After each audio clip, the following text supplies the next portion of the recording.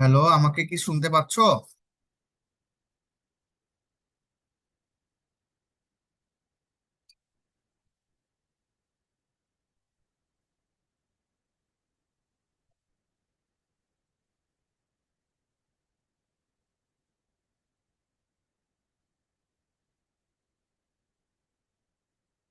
Hello, আমাকে কি শুনতে পাচ্ছো তোমরা?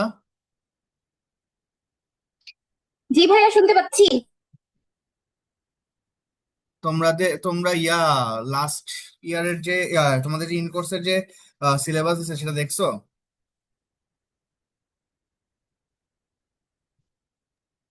কোথায় দিছে ভাইয়া? আমি তো পাইনি। আমিও তো পাইনি ভাইয়া। আচ্ছা, পাও নাই না? আচ্ছা, আমি দিতেছি তোমাদেরকে।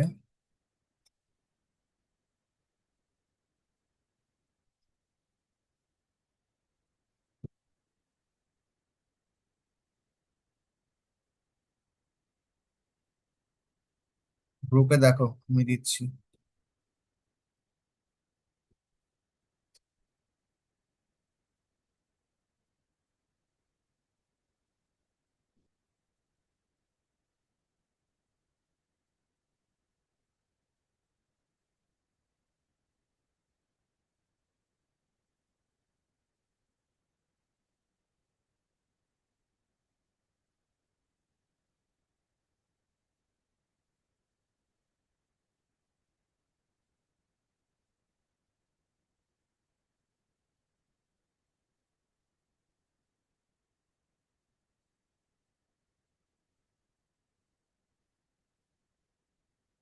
দেখছো? এই সিলেবাস কে দিছে আপনাকে ভাইয়া? শিবা? হ্যাঁ। লেখা দেখেই বুঝছি। কি বলো? আমি লেখা থেকে বুঝে? সিলেবাসের আগা মাথা বুঝতেছি না কিছুই। ও, শিফা তার মানে এরকম আগামাথা ছাড়া লেখে না? না, বেচারা লেখে কষ্ট করে, কিন্তু আমি বুঝি না, হয়তো আমারই ব্যর্থতা। ওর লেখা আমি এটা বুঝি তো না। কলেজের গ্রুপেই দেওয়া আছে এগুলা। তাহলে শিফার এত লেখা কেন? এইটা তো সিলেবাস এরকম কিছু না। এটা তো ক্লাসে যা পড়ায় সেগুলার একটা প্রতিদিন দেয়। ও, আমি তো ভাবছি মনে হয় এগুলো সিলেবাস দিছে। তো আমাকে দিছে ফরেন কোর্স, দ্যাটস ওয়াই আমি ভাবছি যে এটা সিলেবাস। আচ্ছা। আচ্ছা, ইলিয়াড তো পড়াচ্ছে মনে হয় কলেজে, না? তোমরা তো হ্যাঁ, ক্লাস ইলিয়েট পড়াচ্ছে। তোমরা তো ক্লাস করো না, যদিও আমি এটা জানি। তো আমাদের তো 3 দিন ক্লাসে গেছি। ইলিয়াড মোটামুটি শেষ। ঠিক আছে। তো ইন কেস অফ কলেজ থেকে যদি ইলিয়াড বলে, তো আমরা সেই অনুযায়ী ইলিয়াডের একটা সাজেশন এবং অথবা ইলিয়াডের একটা নোটস আমি দিয়ে দেবো। ঠিক আছে। That's why. আচ্ছা, তাছাড়াও হলো এখানে কিছু কোশ্চেন আমি দেখলাম, এই কোশ্চেনগুলো আসলে খুব ইম্পর্টেন্ট। শেল্ড অফ অ্যাকিলিস, এই কোশ্চেনটা ইম্পর্টেন্ট। তারপর যে ব্রড কোশ্চেনটা দেওয়া এখানে, এটা আমি নিজেও তোমাদেরকে দিছি সেদিনকা। তারপর এখানে আরেকটা শর্ট নোট দিচ্ছে হোমারিক সিমিলিস, এটা আমি বলছি। আর আর হচ্ছে তোমাদের একটা আহ এখানে এক্সপ্লেনেশন দেয়নি তোমাদের? পর্দা নেই।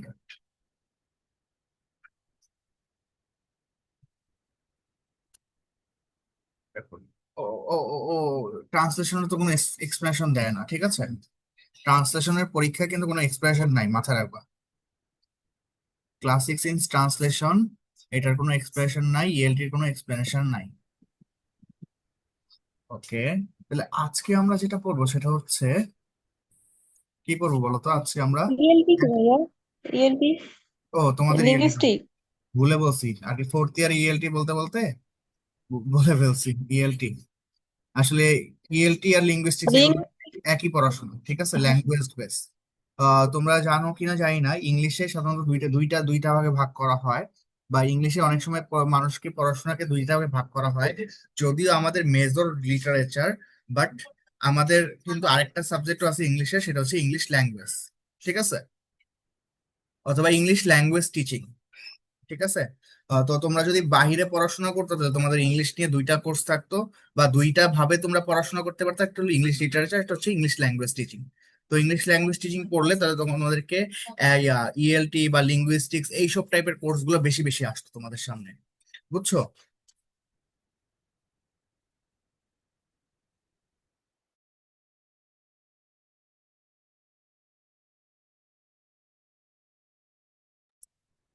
আমি ক্যামেরা বন্ধ করছি। ওকে, তাহলে আহ, আমি তোমাদেরকে তাহলে আজকের পড়ায় নিয়ে যাই। ও তার আগে নিয়ে যাওয়ার আগে আমি আজকে একটু তোমাদের সম্পর্কে একটু বলতে চাচ্ছি। সেটা হচ্ছে এখান থেকে আমরা কি কি পড়বো, ঠিক আছে? অ্যান অ্যাপোলজি ফর পোয়েট্রি থেকে তোমরা আশা করি আমার দেখতে পাচ্ছো, স্ক্রিন দেখতে পাচ্ছো। অ্যান অ্যাপোলজি ফর পোয়েট্রি, তাই তো? তো অ্যান অ্যাপোলজি ফর পোয়েট্রি থেকে গত বছর যে কোশ্চেনটা আসছে ব্রডের, এই যে আমি তোমাদেরকে গত ক্লাসে বলেছিলাম যে ডিফারেন্স বিটুইন না why why poetry superior over history and philosophy, এটা বলছি না? এটা গত বছর চলে আসছে। সো এটা তোমাদেরকে পড়া লাগবে না, ঠিক আছে? অথবা এটা আসলেও তোমাদেরকে শর্ট নোটস আকারে আসবে, ঠিক আছে?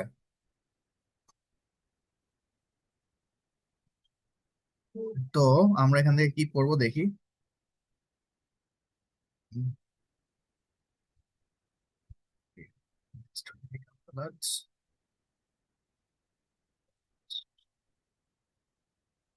হুম, তার মানে নাম্বার ওয়ান এই কোশ্চেনটা গত বছর চলে আসছে। What are the Sydney's main objection two contemporary English drama? ওনা এটা আসে না, এটা আসতে পারে, ঠিক আছে? নাম্বার ফোর যেটা ভেরি ভেরি ইম্পর্টেন্ট ছিল, এটাও চলে আসছে গত বছর। নাম্বার ফোর চলে আসছে। তারপর এবার সব থেকে ইম্পর্টেন্ট কোশ্চেন যেটা হচ্ছে, wow Sidney argue that the function of poet to teach and delight. একটা কবির তার কি সব পড়া, কি সব কাজ, মানে কবির ফাংশন কি, একটা কবির গুণাবলী কি, কবি কি শিক্ষা দিবে, কবির কাজ কি, সেইটা নিয়ে, সেই মেকানিজম নিয়ে আজকে আমাদের পড়াশোনা, ঠিক আছে? আর আর আর এখানে তোমাদের আরেকটা প্রশ্ন, এটা আমি পড়াবো ভাবছি। এটা আমি জানতাম না এটা আর কি তোমাদেরকে পড়ানো লাগবে, দ্যাটস আমি এটা রেডি করি নাই। আমি রেডি করছি how Sidney argues that the function of poet is to teach and delight, ঠিক আছে? তো আমি সময় পাই নাই, দ্যাটস ওয়াই আমি এই এই নোটটা তোমাদেরকে পিডিএফ করতে পারি নাই, ঠিক আছে? এটা আমি তোমাদেরকে একটু পরে দিব পিডিএফ করে, কিন্তু আজকে পড়াই দিব, ঠিক আছে? ঠিকঠাক করে পিডিএফ করে তারপর তোমাদেরকে দিব। ওকে, চলো আমরা মেইন পড়ায় ফিরে যাই। আমরা আজকে পড়বো how Sidney argues that the function of poet is to teach and delight. তো আশা করি এই প্রশ্নটা তোমরা সব জায়গায় দেখতে পারবে এবার। আর এই প্রশ্নটা পড়লে অনেক কিছুই কমন পড়ে যাবে দেখবা। কারণ একটা ব্রড পড়লে এখানে একটা জিনিস কি, তুমি একটা ব্রড থেকে অনেকগুলো শর্টের অ্যান্সার করতে পারবা।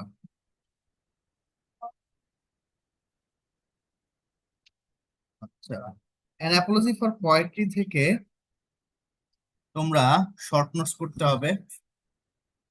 আমি একটু দেখি কি কি শর্ট নোটস পড়াবো।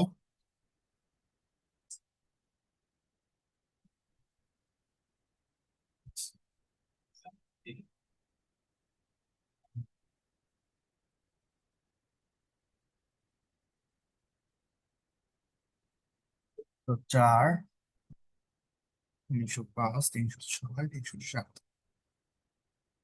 ওকে, এখান থেকে গত বছর আসছে হইলো Sidney's view on antiquity and universality.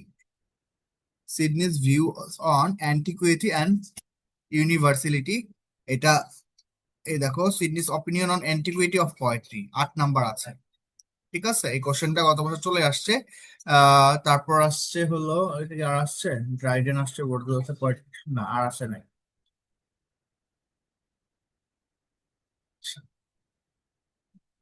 R explanation আমরা একবার লাস্টে করবো, ঠিক আছে? সো আমি আজকে তোমাদের এই কোশ্চেনটা দিয়ে দিই, যেহেতু আজকে তোমাদের পড়াইছি যে এটা গত বছরের কোশ্চেন। এটা আমি তোমাদের গ্রুপে দিয়ে দিচ্ছি। উম,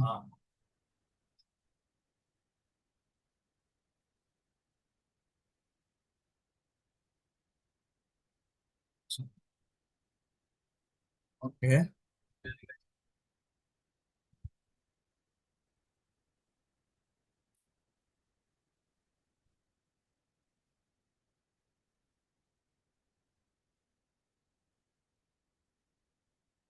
আচ্ছা এই দেখো, the philosopher therefore and historian আর they which would with in goal and one by perceived other by example। ঠিক আছে, এই কোশ্চেনটা লিখবা, মনে করবা 4 নাম্বার কোশ্চেন আসা মানেই হচ্ছে why poetry superior over philosophy, এই কোশ্চেনটা তোমাদের পড়বা।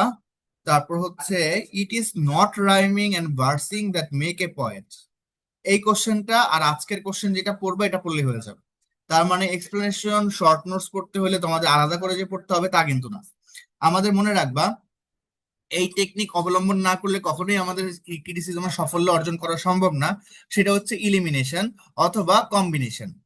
ইলিমিনেশন মানে কি, যে জিনিসগুলোকে আমাদের এখানে পড়াশোনা করতে হয় খুব কম, আমি যদি পোয়েট্রি প্রোজের মতো অনেক ডিপ নলেজ গেইন করি আমি কিন্তু পরীক্ষায় ভালো করতে পারবো না।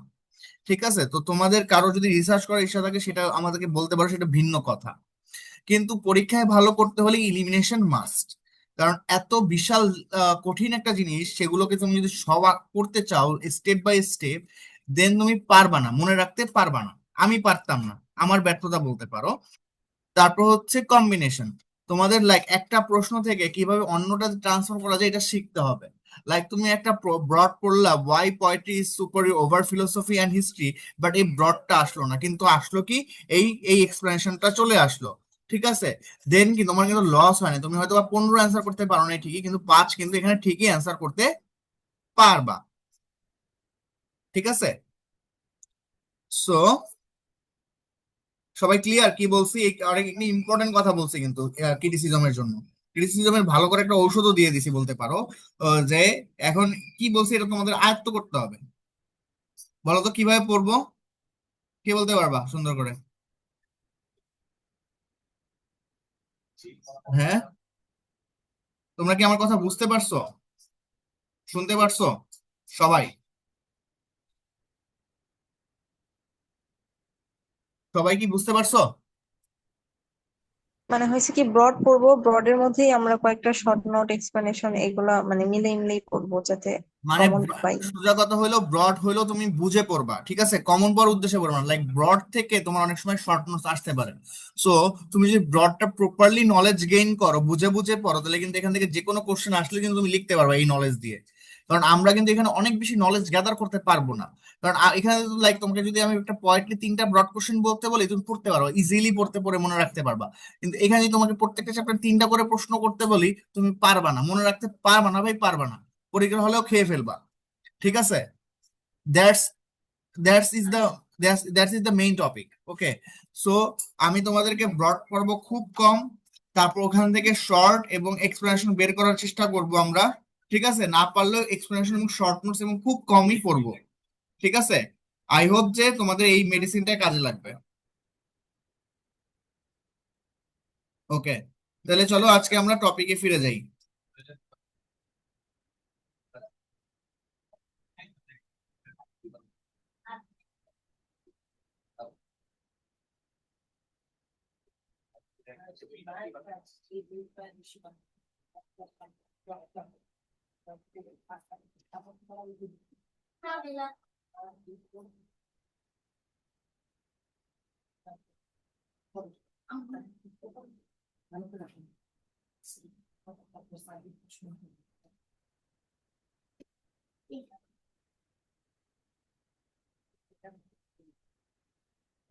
আচ্ছা, তার আগে কিছু আমরা জিনিস পড়ি। দেখো, Sidney apology for poetry falls easily into 5 main division.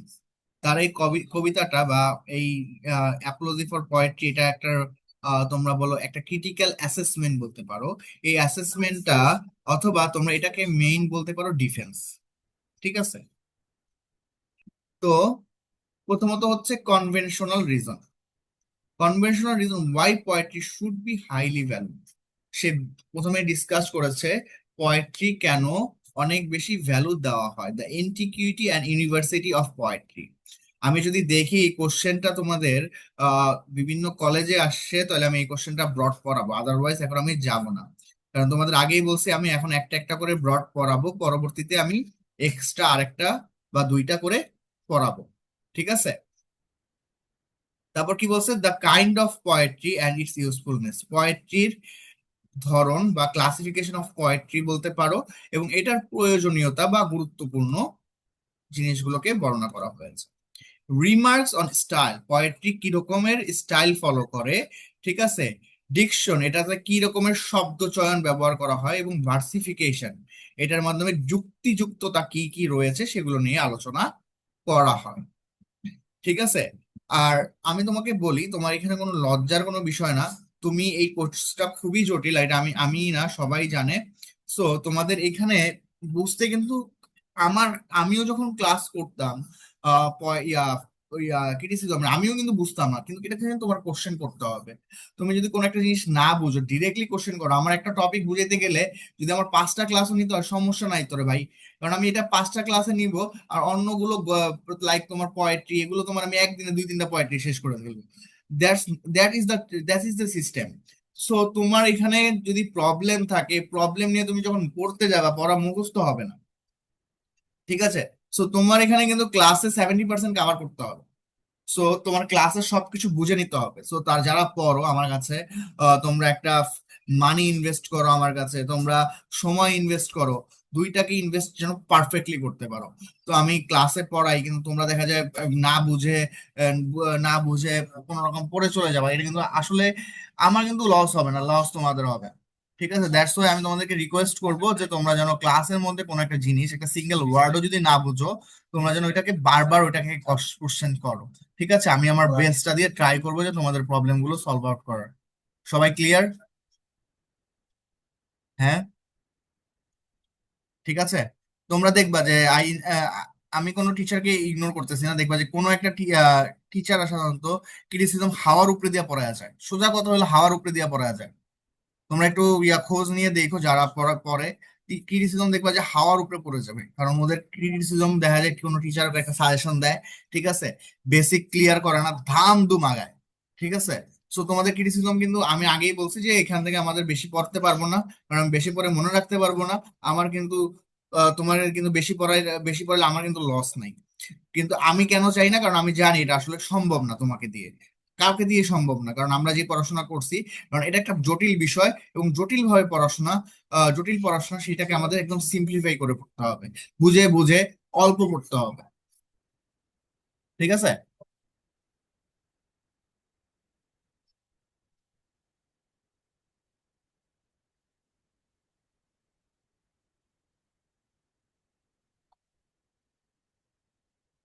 আচ্ছা,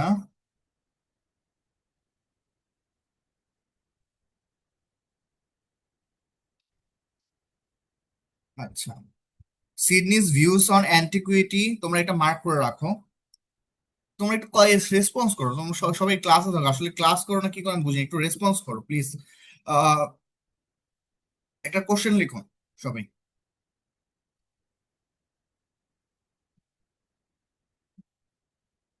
লিখতেছো? জি ভাইয়া বলেন। Sydney's views on Sydney's views on antiquity. Sydney's views on antiquity.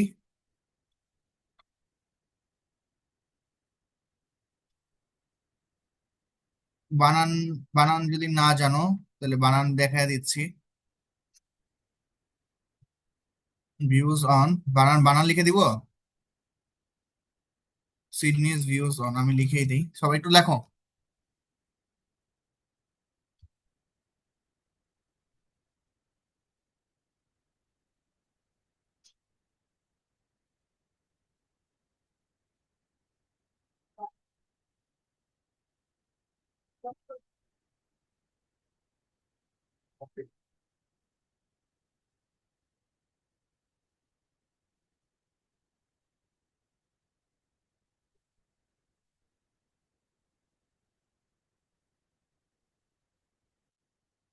Equity and universality, universality, universality. Of poetry. সবাই খাতায় লিখো,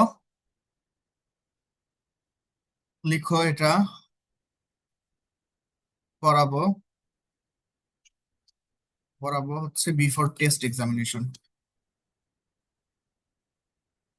বিফোর টেস্ট এক্সামিনেশন। আজকে আমার খালি স্পেলিং এ ভুল হচ্ছে, বিফোর টেস্ট এক্সামিনেশন।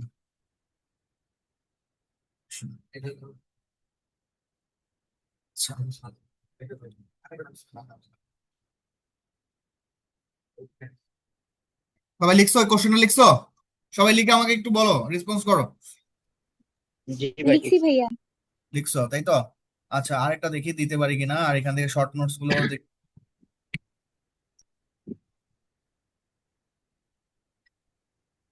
কি ব্রড কোয়েশ্চেনের জন্য? হ্যাঁ, ব্রড কোশ্চেন। আর আজকে যেটা পড়াবো এটা তো পড়াই দিব, ঠিক আছে? তো আমরা কয়েকটা জিনিস বুঝছি, সিডনির রাইটিং গুলো সাধারণত প্রথমত সে পোয়েট্রি কে ভ্যালু দিয়েছে, এটা অ্যান্টিকুইটি অ্যান্ড ইউনিভার্সালিটি সব সম্পর্কে বলছে, বা এটার চিরস্থায়িতা বা এটার সমৃদ্ধশালিতা নিয়ে আলোচনা করা হয়েছে। পোয়েট্রির ব্যবহার যোগ্যতা, পোয়েট্রি স্টাইল, ডিকশন এবং ভার্সিফিকেশন, ডিসকাস অফ কারেন্ট অবজেকশন। আজকে এটা আর যাবো না, চলো আমাদের সময় নেই, আমরা এখন চলে যাব হচ্ছে ব্রডে। ভাইয়া অ্যান্টিকুইটি মানে কি মিন করছে মূলত? কোন জিনিসগুলোকে মিন করছে এটা বলবেন? অ্যান্টিকুইটি বলতে বোঝাচ্ছে যে পোয়েট্রির তোমার বেসিক যে নিড গুলো, পোয়েট্রির সাথে রাইটাররা কি কি জিনিসগুলোকে তুলনা করতে পারবে, কি কি জিনিস নিয়ে কাজ করতে পারবে, সেই জিনিসগুলোকে, ঠিক আছে? এবং পোয়েট্রি কেন, পোয়েট্রিতে কি রসদ আছে, কি রসদ আসলে আমাদের মিসকনসেপশন হয়, সেই জিনিস নিয়ে আলোচনা করা হয়েছে। তাহলে কি ব্যাপারটা এরকম ফাংশন এন্ড পারপোজের কথা বলছে?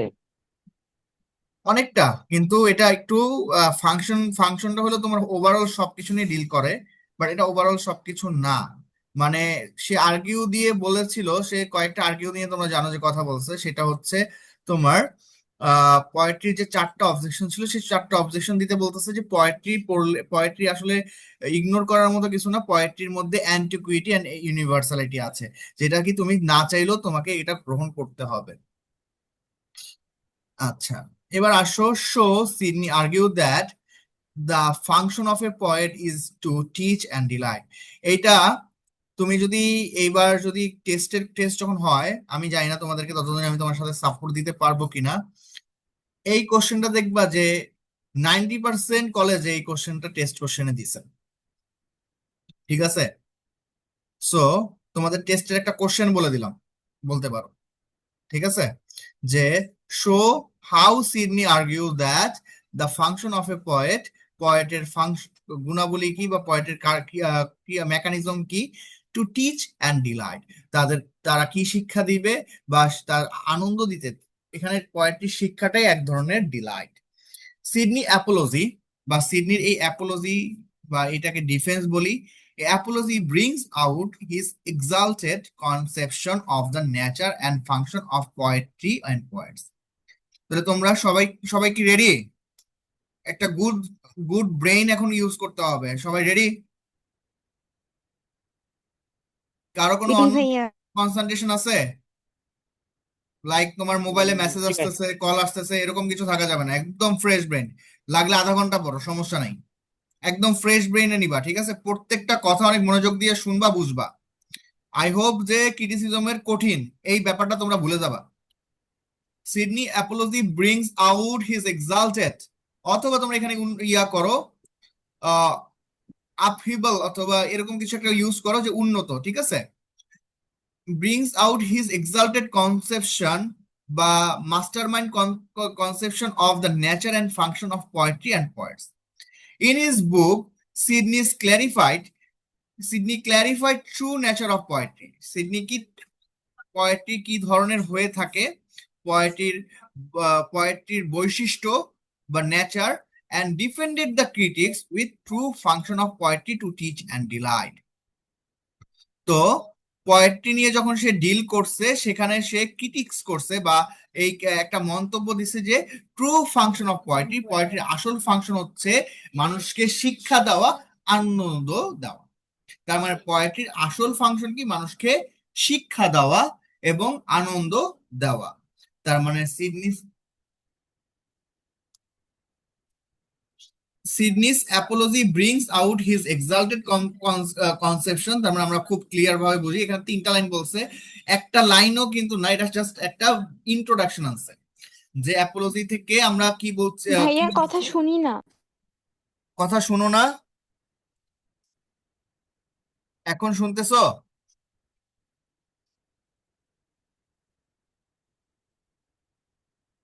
শুনতেছো এখন?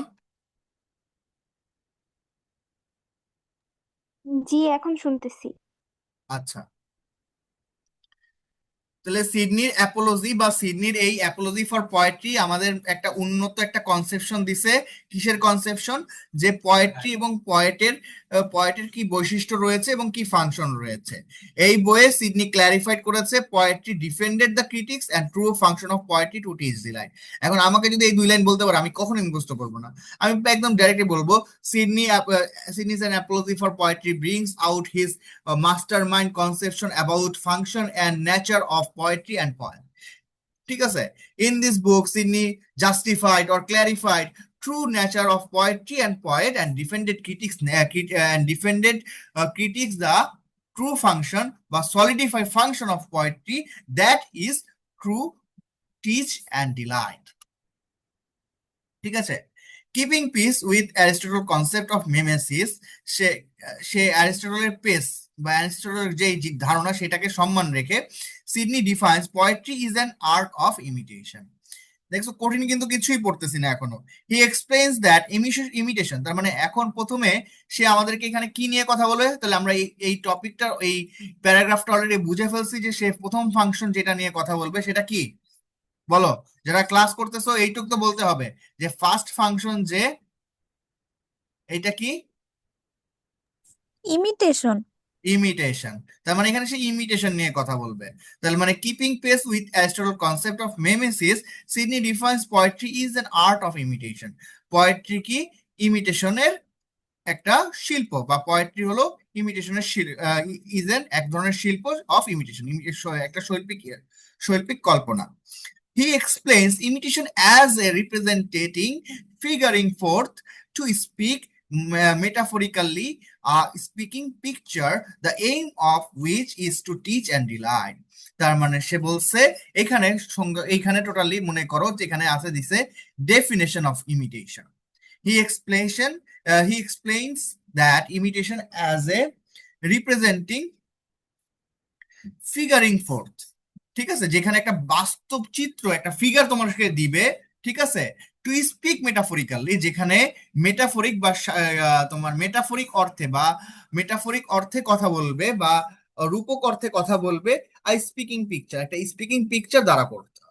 তার মানে মনে রাখবা, সবসময় আমাদেরকে কবিতা বোঝার জন্য বা কবিতাকে ভালোবাসার জন্য বা কবিতাতে ভালো করার জন্য হলেও আমরা যখন কবিতাগুলো পড়বো, আমরা কবিতাকে একদম অনুধাবন করার চেষ্টা করব যে আমাদের সামনে এইটাই ঘটতেছে। ঠিক আছে?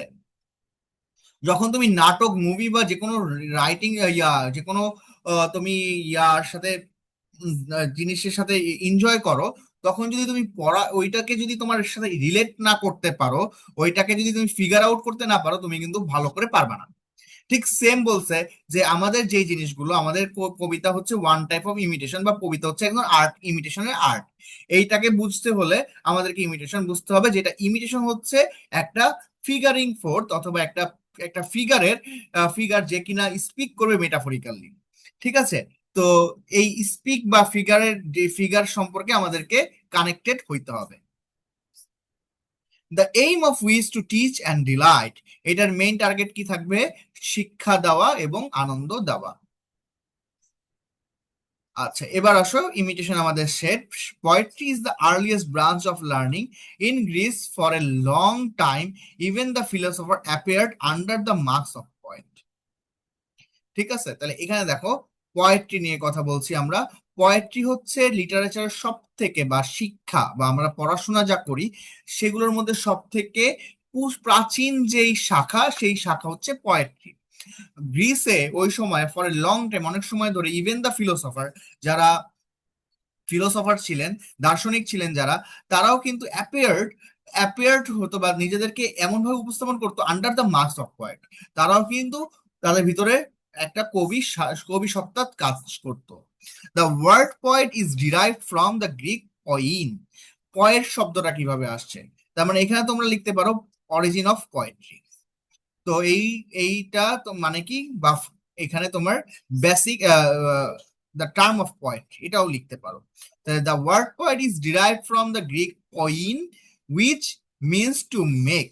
যারা নতুন জিনিসের তৈরি করে, বা পয়েট মানে হচ্ছে ক্রিয়েটর। ঠিক আছে, সোজা বাংলা যদি আমরা বলি, পয়েট মানে কি ক্রিয়েটর, যারা কি করে, তৈরি করে। ঠিক আছে, though Sidney calls poetry a speaking picture and thus compare poetry to painting. ঠিক আছে, এখন কি, যদিও কবি বলছে যে পোয়েট্রি কিন্তু আসলে, একটু আগে আমরা লাস্ট প্যারাগ্রাফে ইমিটেশনে পড়ছি, পোয়েট্রি হচ্ছে কি একটা স্পিকিং পিকচার, কিন্তু এখন কবি পোয়েট্রিকে বা সিডনি পোয়েট্রিকে তুলনা করছে কিসের সাথে, পেইন্টিং এর সাথে।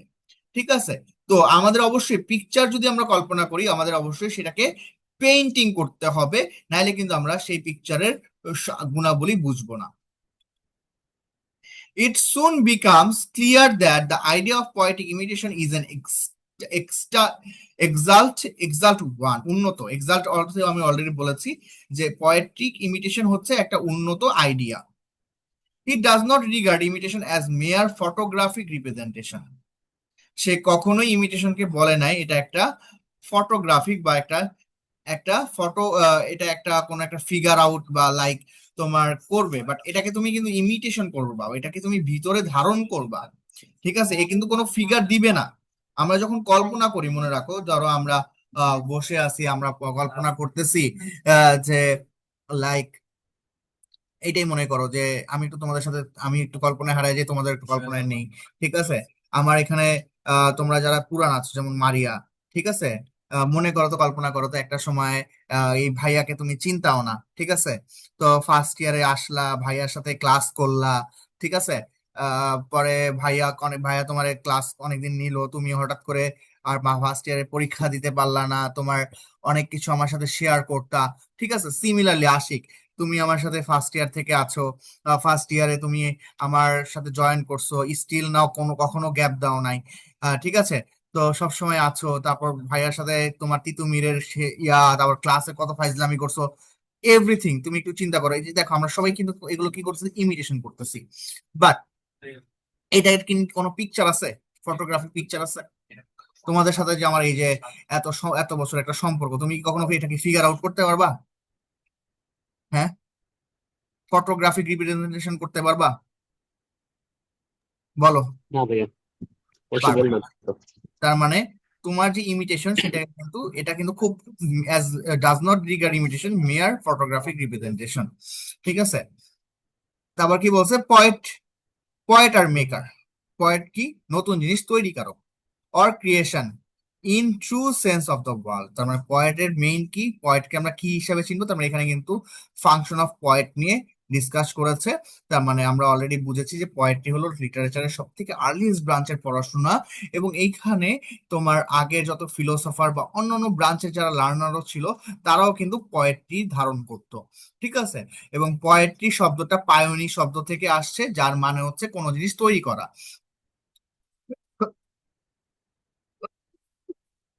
যদিও সিডনি পোয়েট্রিকে বলছে এটা একটা কথা বলার ছবি, মানে আমরা কথা বলি যেটা বা চিন্তা ভাবনা যেটা করি, সেখানে কিন্তু আমরা একটা ইমেজ ধারণ করি বা একটা পিকচার ধারণ করি বা একটা ফিগার ধারণ করি। ঠিক আছে, বাট এটা কিন্তু জাস্ট একটা ইমাজিনেশন। এটা কিন্তু আসলে এটা এটা এটা সুন্দর হয় যখন আমরা পেন্টিং দিই। এবং সে এটা বলছে যে যদিও আমরা ইমিটেশনটাকে অনেকটা আমরা বলছি যে এটা একটা ভালো আইডিয়া দেয়, ভালো একটা ফিগার দেয়, বাট এটাতে কোনো ফটোগ্রাফিক রিপ্রেজেন্টেশন না। হুম, ঠিক আছে। ভাইয়া এটাকে বলা যায় যে ইমেজারি উইদাউট ইমেজ। হ্যাঁ, এরকম বলা যায় না? Yes, very good. হ্যাঁ, অ্যান ইমেজ আর উইদাউট অ্যান ইমেজ। ঠিক আছে, okay. Poets are often called the creator of universe. That's why কি পোয়েটদেরকে অবশ্যই বলা হয় যে এই পৃথিবীর হচ্ছে সৃষ্টিকর্তা, বা পৃথিবীর ইউনিভার্সের যে নতুন নতুন জিনিসগুলো সৃষ্টি হয়, সেই জিনিসগুলো ক্রিয়েটর হচ্ছে পয়েন্ট। ঠিক আছে? আচ্ছা, আর তোমাকে আরেকটা জিনিস বলে দেয়, এখানে অনেক কিছু যুক্তিযুক্ত আমরা আসলে বিশ্বাস করি না, ঠিক আছে, বাট এখানে আসলে যারা রাইটার তারা লিটারেচারের সাথে একটা এরকমের সম্পর্ক তৈরি করে ফেলছিল যে দে লাভ লিটারেচার মোর দেন গড। ঠিক আছে, দ্যাটস ওয়াই আমরা এই জিনিসগুলোতে আর্গুমেন্টে যাব না, বিকজ দিন শেষে তুমিও আহ, এক আল্লাহকে বিশ্বাস করে, এখানে তো কেউ হিন্দুও নাই। ওই প্রিমা মনে হয় আছো না? প্রিমা, প্রিমার নাম কি ফুল? কি ভাইয়া? আচ্ছা, যদি আমরা এক সৃষ্টিকর্তাকে বিশ্বাস হুমায়ুন করি, আহমেদ। তুই কি হিন্দু? কে হিন্দু? কি? প্রিমা, তোমার ফুল তুই নেম কি? কি response করলি? কে হুমায়ুন রহমান প্রেম? তাহলে তোমার হিন্দু কেন? তুমি তো মুসলমান। হুমায়রার নাম তো মুসলমানদের, কখনো হিন্দু হয় না। না না ভাই, আপনার কথাটা হচ্ছে কেটে আসছিল তো, বুঝি নাই কি বলছিলেন এক্সাক্ট। আচ্ছা, ওকে, যাই হোক, আমরা এক সৃষ্টিকর্তাকে বিশ্বাস করি, মুসলমান হলে আমরা এক আল্লাহকে বিশ্বাস করি। ঠিক আছে, সো আমরা এগুলো নিয়ে আর্গুমেন্টে যাব না, কারণ আমরা এগুলো বিশ্বাস করি না, পড়া দরকার পড়ি তাই। ঠিক আছে, নাহলে এই ফাউল অ্যাসেসমেন্ট আমরা যাইতাম না। Sydney deals with essential qualities of poet. Poeটের essential qualities নিয়ে সে ডিল করছে and says that it is not rhyming and versing that make a poet. It's an important line for explanation. তোমাদের একটু আগে যেই set সাজেশনটা দেখাইলাম ওইটার 1 নাম্বার সেট সাজেশন হচ্ছে এটা। It is not rhyming and versing that make the poet. The poet is recognized by the noble virtues and vices. ঠিক আছে, তাহলে আমি তোমাদেরকে বলতেছি, তাহলে সিডনি পয়েটের অনেক গুণাবলী করছে। তো সে অনেক গুণাবলী আলোচনা করতে করতে একটা লাইন বলে ফেলছে যে ইট ইজ নট রাইমিং। ঠিক আছে, it is not rhyming and versing, এটা কোনো কবিতার ছড়া আকৃতি না, বা ভার্সিং বা কোনো ভার্স আকারের না, দ্যাট মেক আ পয়েট, যেগুলো কি একটা পয়েট সৃষ্টি করে।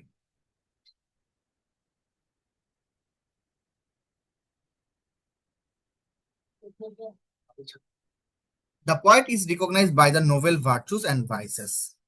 ঠিক আছে, তাহলে একজন কবি হওয়ার জন্য তার কিন্তু কোনো ছন্দ মিল রাখার দরকার নাই, তার কোনো ভার্সের সাথে সম্পর্ক রাখার দরকার নাই। তার প্রকৃত জিনিস হচ্ছে তার চিন্তা শক্তি, তার অনুভূতি এবং কল্পনা শক্তি। ঠিক আছে, তার মানে এই লাইনটা এইটাই বোঝায় যে একটা কবিতায় আমরা অনেক সময় দেখি, কিন্তু আমাদের ক্ষেত্রে কি কাজ করে, আমাদের বেশিরভাগ সময় যে আমরা সেইটাই পড়তে ভালো লাগে, আম পাতা জোড়া জোড়া মারবো চাবুক চড়বো ঘোড়া। ঠিক আছে, তো এই যে রাইমিং এন্ড ভার্সিং, ঠিক আছে, যে ছড়ার একটা তাল মিল ছন্দ, আমরা এই জিনিসগুলোকে বেশি প্রিফার করি না বলতো যখন আমরা পড়ি? লাইক তুমি যখন গান শুনো, ঠিক এই রকমের কিন্তু শুনতা।